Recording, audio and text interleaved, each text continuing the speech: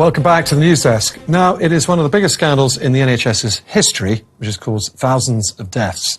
Today, a long-awaited inquiry into the infected blood transfusion scandal continued in London.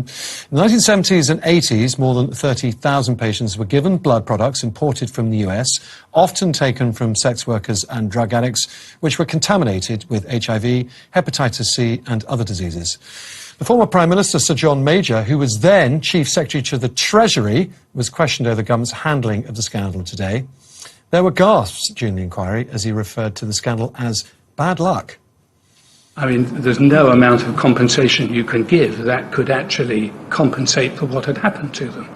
What had happened to them was incredibly bad luck, awful.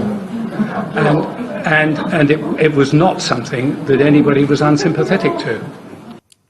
Well, joining me now is Mark Ward, who was at the inquiry today. Mark was infected with HIV and hepatitis C when he was just 14 years old during treatment for haemophilia. Mark, thank you for coming in and talking to me. Tell me about the impact that precisely that blood transfusion has had on your life. Well, because I was born with haemophilia, it isn't just one blood transfusion that we imagine, the bag of blood.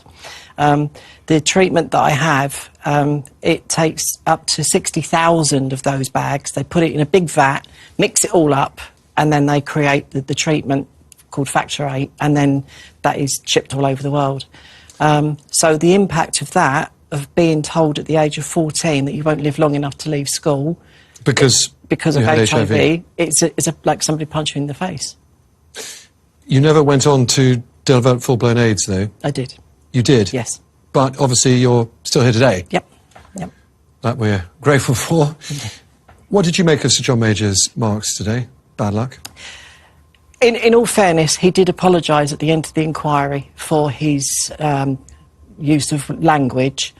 I think that it chose the wrong words, but sometimes what people say, that's how it came across. But bad luck is when you don't get your card to come up.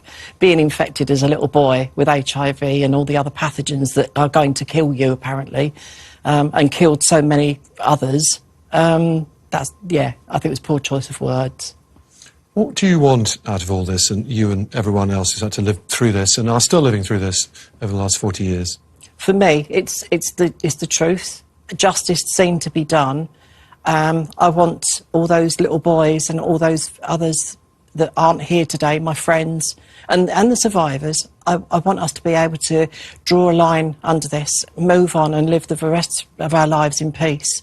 But knowing that what we've done it won't happen again. That's the ultimate. Now, you've said you believe that the NHS actually doctored paperwork to try and hide what had happened, to cover up what happened to you and to others. Yes. Do you think you'll ever get an answer to whether that really happened and proof that it did?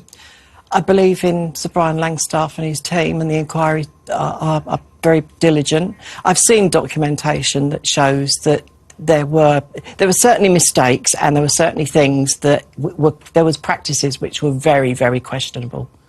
Like you said in your opening piece, they actually went and they were in the United States, where people can sell their blood. They were setting up shop in the poorest parts of town, where the local alcoholics could sell their blood, and those with not a very healthy lifestyle, they just wanted the money. They didn't care where it ended up, and it ended up in the veins of haemophiliacs, and it killed so many. And in your view, if you could put a name on the one person responsible, who'd it be? I don't think there's only one person. It's the pharmaceutical companies, because they just looked for the dollars. They wanted they just chased the money and didn't care who was in the way. Well, thank you so much for coming in, and good to see you here. Thank you.